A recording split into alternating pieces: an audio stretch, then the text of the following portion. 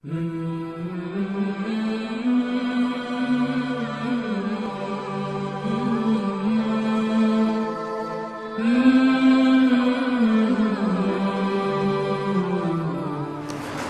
alaikum warahmatullahi ta'ala wabarakatuhu.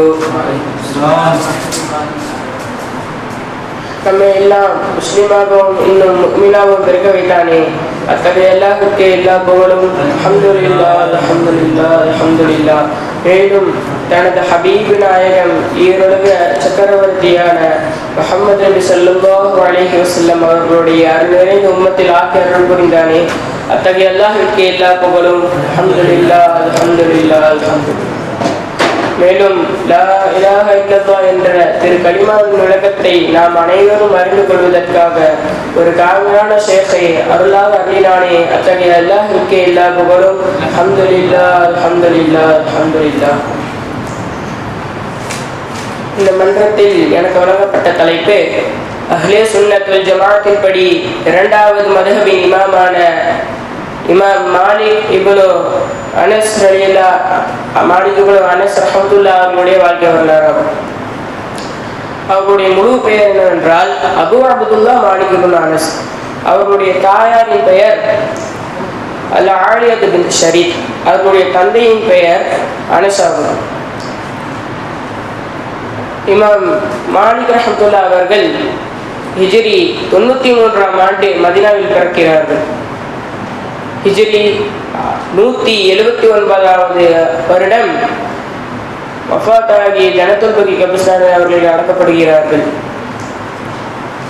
அவர்களுக்கு 70 உஸ்தாதுமார்கள் இருந்ததாக ஒரு குறிப்பில் கூறுகிறார்கள்.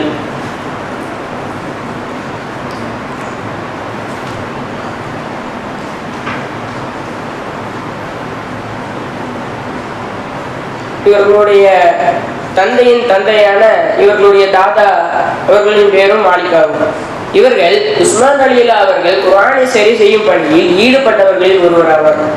இவர்கள் உமர் ரலியல்லா, உஸ்மான் ரலியல்லா, இன்னும் தல்ஹா ரலியல்லா அவர்களிடமிருந்து ஹதீஸ்களை தொகுத்தார்கள். இன்னும் உஸ்மான் ரலியல்லா அவர்களுடைய வஃபாத்தில் உஸ்மான் ரலியல்லா அவர்களுடைய சந்தாக்கை தூக்கிய நாவலில் ஒருவரும் ஆவார்கள். இவர்களுடைய தந்தையான அபு ஆமீர் என்பவர்கள் சஹாபி என்றும் நபி ஸல்லல்லாஹு அலைஹி வஸல்லம் அவர்களுடன் பத்ரை தவிர அனைத்து போர்களிலும் கலந்து கொண்டார்கள் என்றும் ஒரு குறிப்பில் கூறுகிறார்கள். மாலிக் ரஹ்மத்துல்லாஹி அவர்களுடைய மசாயில்களிலே பெரும்பாலும் தவறுகளே இருக்காது. அவர்களுக்கு ஏதோ ஒரு சிறிது சந்தேகம் இருந்தால் கூட லா அதிரி எனக்கு தெரியாது என்று கூறிவிடுவார்கள். எப்பொழுதும் எனக்கு தெரியும் என்ற அந்த ஒரு பெருமையோ எதுவும் இல்லாத மன தூய்மையுடன் இருப்பார்கள். ஒரு முறை அவர்கள் ஒரு மஜ்லிஸ் அமர்ந்து கொண்டிருக்கும் பொழுது ஒரு கலீஃபாவுடைய குழந்தை அவர்களிடம் வருகிறது. இவர்களை பார்த்தவுடன் அந்த குழந்தை அப்படியே திரும்பி சென்று விடுகிறது பயத்துடன். அப்பொழுது அந்த கலீஃபா கேட்கிறார்கள், இந்த குழந்தை யாருடையது என்று தெரியுமா என்று கேட்டவுடன் எனக்கு தெரியாது என்று கூறினார்கள். இது என்னுடைய குழந்தை தான் என்று கூறியதுடன் அப்பொழுது அந்த கலீஃபா நினைத்து கொண்டார்கள், இவர்களை பார்த்தால் கலீஃபாக்களின் குழந்தைகள் இல்லை, கலீஃபாக்களை பயப்படுவார்கள் என்று. அதே போல் அதிகமாக இவர்களுடைய காலத்தில் இருந்த இவர்கள் காலத்தில் 9 கலீஃபாக்கள் இருந்தார்கள். அதில் சிலர் இவர்களை பார்த்தால் பயப்படும் அளவிற்கு வீரமாக திகழ்ந்தார்கள்.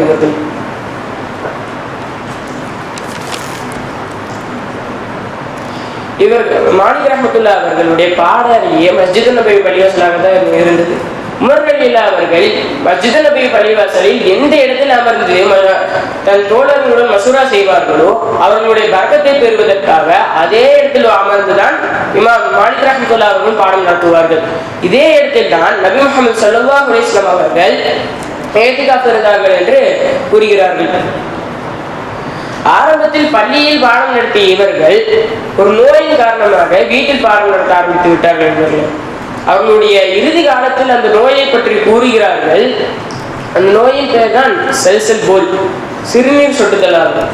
அந்த நோய் எந்த ஒரு மனிதனுக்கு இருந்தாலும் அவருக்கு ஒரு நிலைத்திருக்காது நண்பர்களே. அப்பொழுது அவர்கள் இமாம் மாலிக் ரஹ்மத்துல்லாஹி அவர்கள் கூறினார்கள், ரசூலுல்லாஹி ஸல்லல்லாஹு அலைஹி வஸல்லம் அவர்களுடைய பள்ளியில் நான் எவ்வாறு சுத்தம் இல்லாமல் அமர்வேன் என்று அவ்வளவு பேணிக்குடன் அவர்கள் இருந்து கூறினார்கள் நண்பர்களே.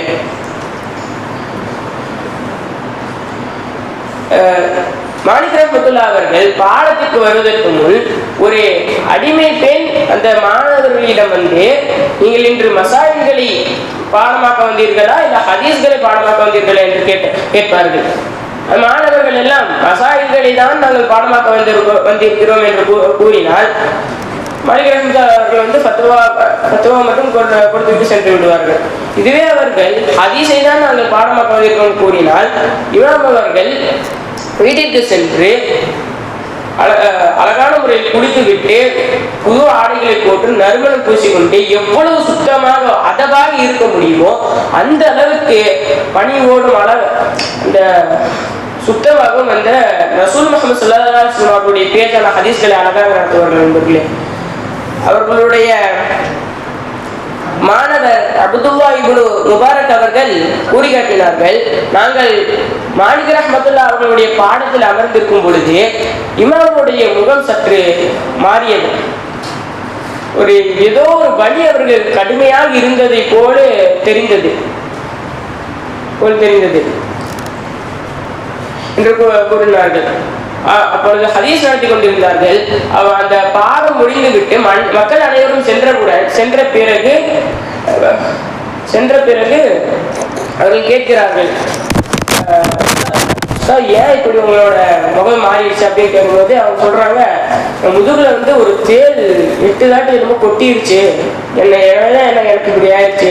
ரசூல் ஸல்லல்லாஹு அலைஹி அவர்களுடைய பேசான ஹதீஸை நடத்தி கொண்டிருக்கும் பொழுது தேன் கொட்டினாலும் பரவாயில்லை, அவர்கள் அதை பொருட்படுத்தாமல் அவர்களுடைய அந்த ஹதீஸை எப்படி இந்த மாணவர்கள் தெளிவாக புரிந்து கொள்ள வேண்டும் என்று அவர்களுக்கு தன்னுடைய உடல் நலத்தை பாராமல் அவர்களுக்கு அருமையாக பாடம் நடத்தினார்கள் என்பதில்லை. இன்னும் ஷாஃபி ரஹ்மத்துல்லாஹி அவர்கள்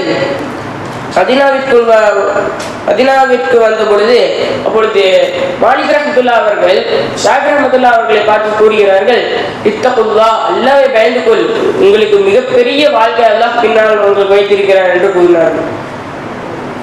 அவர்களுடைய மாணவர்கள் கூறுவார்கள், மாலிக் ரஹ்மத்துல்லாஹி அவர்களுடைய கணிப்பு எப்பொழுதும் பெரும்பாலும் தவறியதே இல்லை, சரியாகவே இருக்கும் என்று கூறுவார்கள். மாலிக் ரஹ்மத்துல்லாஹி அவர்கள் எழுதிய புத்தகத்தில் முதலாவது கிதாபுல் முஅத்தாவாகும். ஷாஃபி ரஹ்மத்துல்லாஹி அவர்கள் கூறினார்கள், குர்ஆனுக்கு அடுத்ததாக மிகவும் பிரயோஜனமான புத்தகம் என் உஸ்தாத் மாலிக் ரஹ்மத்துல்லாஹி அவர்கள் எழுதிய இந்த கிதாபுல் முஅத்தா புத்தகமாகும் என்று ஷாஃபி ரஹ்மத்துல்லாஹி அவர்கள் கூறினார்கள் என்பர்களே.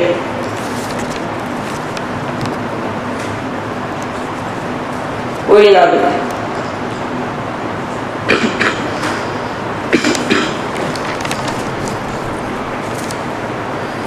மாலிக் ரஹ்மத்துல்லாஹி அவர்களுடைய காலகட்டத்திலே ஒரு பெண் மையத்தை கழுவும் சூழ்நிலை ஏற்பட்ட பொழுது ஒரு பெண் அந்த மையத்தை கழுவி கொண்டிருக்கிறார்கள். அப்பொழுது அந்த பெண்ணுடைய கை அந்த மையத்தால் அப்படியே ஒட்டிக்கு சென்பார்களே, அவர்கள் என்னதான் எடுத்தாலும் நம்ம வரமாட்டோம், அப்படியே கஷ்டப்பட்டு இழுத்தாலும் அந்த மையத்துடைய தோலுடன் இவர்கள் கை சேர்ந்து வருகிறது. உடனே அனைத்து ஆலிம் ஷாப்புகளும் திரண்டு விட்டு, இப்பொழுது இந்த பெண்ணுடைய கையை வெட்டுவதா இல்ல அந்த மையத்துடைய தோலை வெட்டுவதா என்று மசூரா செய்கிறார்கள். சில ஆலிம்ஷாக்கள் கூறுகிறார்கள், அந்த மையத்தான் மௌத்தாகிவிட்டதே, அதனால் எந்த பிரயோஜனமும் இருக்காது, அந்த மையத்துடைய தோலை வெட்டி விடலாம் என்று சில ஆலிம்ஷாக்கள் கூறுகிறார்கள். இன்னும் சிலர் இவர்கள் மௌத்தாகி அல்லாஹ்விடம் செல்கிறார்கள், ஒரு பரிபூர்ணமாக செல்லட்டும், இவர்களுடைய கையை வெட்டி விடலாம் என்று சிலர் கூறுகிறார்கள். அப்பொழுது மாலிக் ரஹ்மத்துல்லாஹி அவர்கள் வந்து கூறுகிறார்கள், இந்த பெண்ணிடம் கேட்கிறார்கள், நீங்க இவங்களை பத்தி ஏதாவது ஒண்ணு தப்பா நினைச்சீங்களா அப்படின்னு கேட்டாங்க. உடனே அவங்க சொல்றாங்க, ஆமா நான் இவங்களை பத்தி ரொம்ப தப்பா நினைச்சேன் அப்படின்னு சொல்றாங்க. சொன்னவுடன் அப்பொழுது மாலிக் ரஹ்மத்துல்லாஹி அவர்கள் நினைவு கொண்டார்கள், நீங்க இவங்களை பத்தி இவங்க பரிசுத்தமானவங்க, ஆனா இவங்களை பத்தி நீங்க ஒரு தப்பானதாக இவங்களுக்கு நீங்க கணிச்சீங்க பாத்தீங்களா, அதனாலதான் அல்லாஹ் தஆலா உங்களுக்கு இந்த தண்டனை கொடுத்துட்டான். இதுல இருந்து நீ உங்க கையை எடுக்கணும்னா உங்களுக்கு மொத்தமா 80 சவுக்கடி அடிச்சாதான் இது வந்து உங்க கை வரும் அப்படின்னு மாலிக் ரஹ்மத்துல்லாஹி அவர்கள் சொல்றாங்க. அவங்க சொன்ன மாதிரியே 80 சவுக்கடி அடிச்சுக்கிறாங்க. 79வது அடிச்சோட 80வது அடிக்கிறாங்க, கையை அதுல வந்து சென்றார்கள்.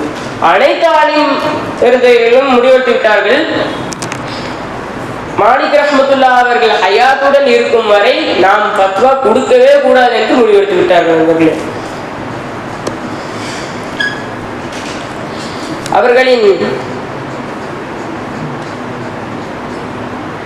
அவருடைய இறுதி காலத்தில் ஒரு கொடுங்கோல் மன்னர், அவர்களுடைய இறுதி காலத்தில் ஒரு கொடுங்கோல் மன்னர் அனைத்து மக்கள் இன்னும் மாலிக் ரஹ்மத்துல்லாஹ் அவர்களுடைய இந்த வீரத்தையும் அவர்கள் ஹதீஸில் இன்னும் அதவாக இருந்த அந்த வேடிக்கை தனத்தையும் அவர்களுடைய சிறந்த அந்த அறிவாற்றலையும் அல்லாஹ் நம் அனைவருக்கும் தருவானாக. அஸ்ஸலாமு அலைக்கும் வரஹ்மத்துல்லாஹி தஆலா வபரகாத்துஹு.